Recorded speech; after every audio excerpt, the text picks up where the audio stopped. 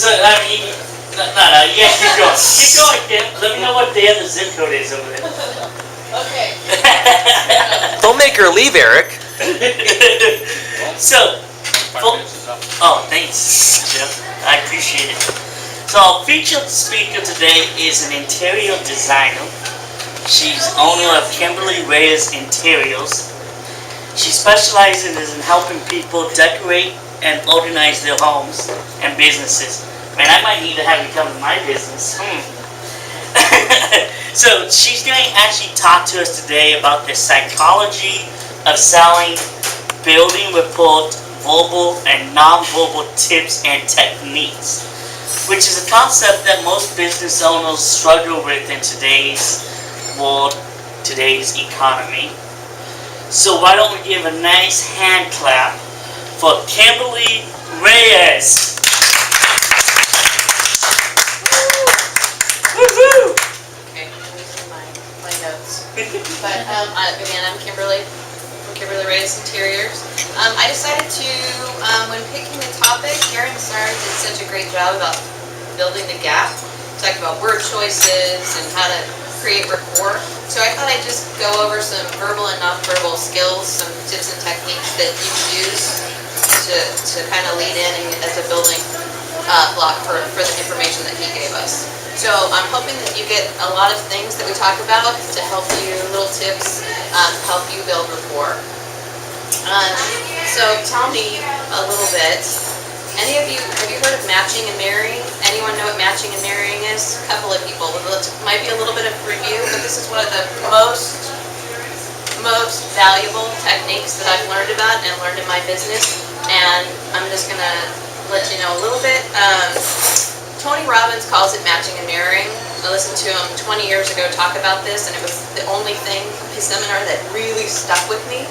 And I've used it over the years. Psychology books call it something different. It's got lots and lots of different names, but basically, no matter what you call it, it's a really valuable tool and a communication technique where you observe your target audience's behaviors and you shift your demeanor according to what you've noticed and learned from them, and so that it makes your audience comfortable, which in turn makes them more receptive and listening to what you're talking about and what you're saying. So the first thing you have to do is assess your audience. Whether you're talking to one person or 100 people, you need to look, listen, and really pay attention to who you're talking to. How many of you know whether you're an introvert or an extrovert? Good question. Okay. I know he's an extrovert. I don't know who I am. I have a whole group of extroverts, but well, there are definitely varying degrees of introvert and extrovert, and people cross over. But one of the tools you really need to pay attention to is whether you're talking to an extrovert or an introvert. It's valuable information, and we're going to talk a little bit about how to recognize that and go forward with that. So Ron's going to be my assistant. No, you are. Rapid Ron! Give it up for Rapid Ron! My assistant. Yes! Yes, you do. Yes, Rapid Ron! He's being my introvert. I love it. Okay, you're gonna make me laugh. Okay.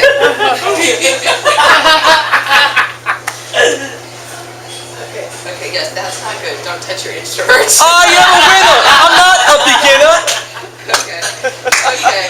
So what's gonna happen if I'm so excited about some product, I'm just hyped up about it, I'm so excited I want to tell them about what's going on, it's gonna change your life. So since I'm an interior designer, I'm gonna use pillows. So I have this pillow, and it does all these amazing things. It emits light and sound, and it can change your behavior. And you need it in your house. You need many of them, lots of colors. We'll put them all over your house. Exactly. So I'm going to stop right there. So at what point did you turn me off? Did you just say, I don't need this pillow. I don't care how wonderful it is for my life. I just want you to stop talking and go away. When you started talking faster. Exactly. So what if I adjust my energy level and also the space? So an introvert, you really want to have space. and talk slower, and it's part of the matching and mirroring. So I don't know that I can slow down as much as you are right now. But with practice. So, Paul, Ron, sorry, I was just looking at Paul. You're good. So Ron, have you ever gone into a room and just really tell that the color affects your emotion and how you feel? Sometimes. Do you notice that when you go into a restaurant, you know that restaurants create and use color to affect how their patrons react? Subway is the perfect example. They chose that color yellow specifically. And you want to know why? They chose that color because it makes people feel uncomfortable, and they don't want to sit in a space for a long period of time. So they can use a smaller retail space and pump people through quicker. So they make more money, but they spend less for rent. So don't you think it would be a good idea if we could bring something into your house that would create a mood and So elicit? they would leave soon. They leave sooner. They don't sit. They don't. What's that one? This table. Then we use different colors. And so we use a color specific for you. We have these pillows that can change your life. I need that. You need that. Perfect. I can help you. So if you start talking to someone and they look exhausted right away, I did this to a friend the other day. It was so terrible. We went on a hike. See, and I'm not supposed to say that. We went on a hike, and I'm chatting and talk, and I looked at her, and she looked completely exhausted, and I knew right away what I had done. And it's the same thing with your clients. You need to match and mirror their pace and their tone of voice and their body language. Actually, standing here talking, if I held my hands the same way and kind of stood in the same position, Ron's automatically going to feel more comfortable. He's going to be more receptive to my ideas, what we're talking about, and he's actually going to listen. So, an introvert, nope, not quite. An introvert is drained by interactions with people, and so too much exterior stimulation absolutely exhausts them, and they're not going to hear what you're talking about. They're going to use up all of their energy before you even get a chance to say anything. So the other thing I wanted to talk about really quickly is with introverts, again, space, not touching them. Do not stand over people. Do not stand over people when you're communicating. So if you're trying to build rapport with a client, especially an introvert, I always have my clients, we won't do it now, but I always have my clients sit down at a table with me so we're eye to eye. If you stand over someone, particularly an introvert, you're going to make them feel uncomfortable and threatened, and they're going to have a human nature to flee, and they're not going to listen to one thing that you have to say. In contrast, you do not want to let anyone stand over you when you're trying to talk to them, build rapport, do a pitch, sell to them. If you let them stand above you, you are putting them in a position of power and giving them permission to tell you no. It makes it very easy for them to say no if they're standing over you. Okay, thank you very much.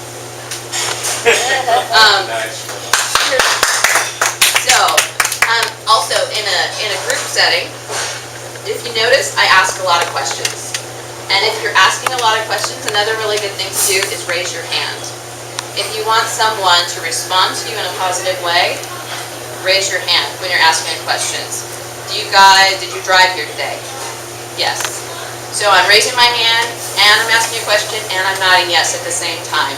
It's a physical reaction. You'll get the physical response, matching and mirroring from who you're talking to. So nodding, raising your hand. Did you drive here today? Did you guys order lunch today? Yes. Do you want to buy my pillows? Yes. So it automatically puts a person in a positive mode, puts them starting to say yes. Another thing that's really valuable with this is if you kind of mess up in the beginning and you're practicing, you're matching and mirroring, and you're meeting with someone, most times I'll sit with a client at a table. I don't ever let anyone stand over me, but if I'm going over proposals or some kind of project, I sit at a table, but I may have products sitting to the side. So at some point, especially if you're struggling with the matching and mirroring and you want to do over, if you physically get them up to move, to go over here and look at your product, there's a chemical reaction that happens in the brain once you get up and move your body, and you can kind of have a do-over and start over and start building rapport from here. So, that's that. Okay, and then in contrast, we'll talk about an extrovert. So Eric's our perfect example of an extrovert. Come on down! You're the next contestant. So what if I have the same exact conversation, only backwards? Okay. What if I have the same conversation, only I start out backwards? And I come up to Eric and I'm like, hi. How you doing? I have a pillow. It comes in lots of different colors. It's got all kinds of different sounds that come out. So at some point, which was really quickly, which happens with most extroverts because we move very quickly, is he's thinking, what am I having for lunch? Did I remember to record something on my DVR? He's not listening. You completely block up any chance of having a record. Just won't hear it. But when I pick up the energy level, and you would not believe about this beautiful pillow that I have, and it's going to just change your life. You would not imagine it comes in all these different colors, all these different textures. You can put them in every room in your house. See, he's already engaged. Extroverts you get to touch. You can be closer in their space. Building rapport. By the time we're done with this conversation, if you pick up your pace and you match and mirror with an extrovert, we'll be planning to have a beer later, and we've already built rapport.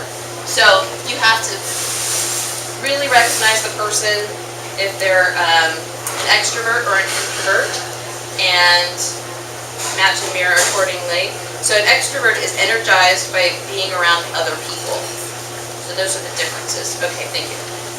Okay, so I'm going to summarize quickly. So you want to know your audience, first off. This takes a lot of practice, but if you master it, or just even pay attention to the different cues, they're really helpful. Energy level. Match and mirror your audience's energy level. A tip, your answering machine message. You need to slow down. Most of the time, people's answering machines are, hi, I'm Kimberly, I'm not available right now, da, da, da, da, da. And depending on your audience, most of the time they won't even make it to the end, they're not going to leave you a message. So, if you slow down, you leave a deliberate message, people are going to get to the end, and they're going to leave you a message. If someone's going out of their way to call you, you want to know who that is so that you have the opportunity to call them back. I'm guilty of that. Really guilty of that. So, one thing you can do to slow down is take lots of deep breaths. Always better to do some type of physical activity to change your behavior or your patterns. Take lots of deep breaths, leave your message. If you're trying to slow down, you probably won't really do it until the 4th time through. So do it several times. It's not going to take off the first time. You're going to have to do it several times. If you're too monotone or slow, you have to speed it up. If it's monotone, I guarantee people are going to hang up ASAP and they're not going to wait. So one thing I always recommend that people do is before you get on the phone, if you're really slow and you have a slower pace, do jumping jacks. Before you get on the phone, do jumping jacks, run around the kitchen island, do some kind of physical activity, because that automatically changes your demeanor and it comes across on the phone. Another thing is have a smile in your voice.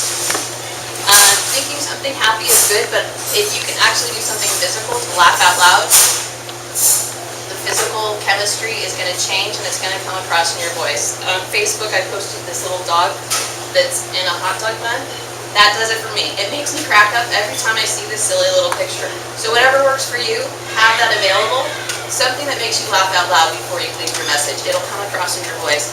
I also, if you do cold calls, or you have to do any kind of client calling, when I call the client and I totally bomb, I can back up and go, it was me, it was my voice, it was my tone, it was this, it was that. I didn't engage my client on the phone. So it's really important to get yourself in a state of mind before getting on the phone, whether it's calling or whether it's leaving messages. Smile in your voice really comes across. Lastly, about answering machines, if you are a person that they're gonna leave a message no matter what, and people just leave these long, long messages, do talk fast, because people innately match and mirror. How many people do you know that are from the South, that are not from the South, but they spend 3 days in Alabama and they have a Southern accent? Yeah. People automatically will match and mirror tones, patterns, behaviors. So do leave a little bit faster message if you know that they're gonna do that anyway. Okay, so personal space, very important. Extrovert, you can be closer. Introvert, you need to be a little farther away. Body language, know yourself and how you come across when communicating with other people. Be aware of how you hold yourself. Are you confident or self-conscious? If you're self-conscious, people are not going to be confident in you. If you're loud or quiet, volume control is enormous. If you're too quiet, people are going to tune you out. If you're too loud, when you're trying to build rapport, people are going to back away from you. Expressive, monotone, do you talk too much? Learn just to stop and listen. No. No. Guilty as charged. People talk themselves out of opportunities so often, they just don't know when to stop, and they keep talking. Just learn to stop and breathe sometimes. And then people that don't talk enough, role play. If you have a problem not being able to talk enough, really role play and build up that confidence. Know your size, if you're tall or you're short. If you're really tall, I'm a tall woman, if you're really tall, it can be dominating, and it can be, you can turn people off right away, they won't hear you. That's the perfect time to do the sit down so you're eye to eye. Okay, so be aware, be conscious, and considerate. Matching and mirroring is a strong tool to keep the lines of communication flowing and to assist in building a better rapport. Learn the cues, incorporate the techniques, and you'll gain more clients and build a broader base than you currently have. That's it. And we have time. Oh, we have time for questions. Anybody? I have questions. Wait. We're gonna take questions, right? Yeah. I have a question. I'm curious about.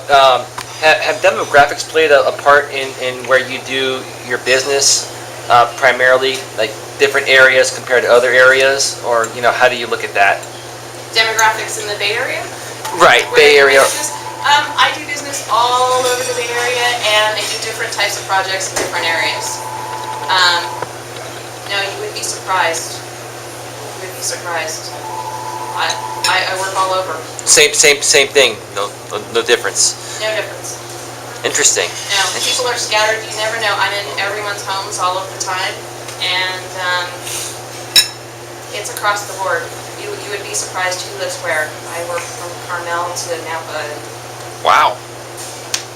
That's to Stockton and in between. Wow, that's interesting. So, and the demographics are basically the same. That's good, really good to hear, actually. Any other questions? Oh, we know you have questions. No, she did such a wonderful job, explaining it. Okay. Am I done? I think we're talking good. Any other questions, anybody? Angie. Were you doing this when you initially began your business, or is it something that you injected later on? Are you talking about the matching? Yeah. I did sales. I learned about this probably when I was about 18 or 19, and I worked consistently on it throughout the years, and it lends itself to whatever business I've been in. But I had a really strong education in sales early on, and invaluable information that I've been able to use in every aspect of my business. Wow. Do you have any books that you recommend on it? Books that I recommend on matching and mirroring. You know what? I've referred people to Tony Robbins for matching and mirroring. I don't even know if he still offers that in his. Honestly, I just remember it from 20 years ago when I saw him. It just kind of stuck. If anyone wants to connect with me on Facebook, I have an outline and some other resources about personality tests, knowing what you are, how you can come across with clients. I can link to Tony too, and there's also some psychology terms that you can use to search online. Awesome. So if you email me, I can forward that stuff to you. And my little picture of the dog and the hot dog. Okay.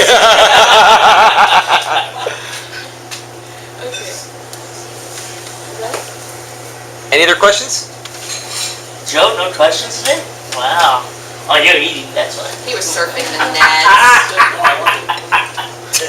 I was looking for your hot dog phone on here. Okay, that's it. Kimberly, thank you so much.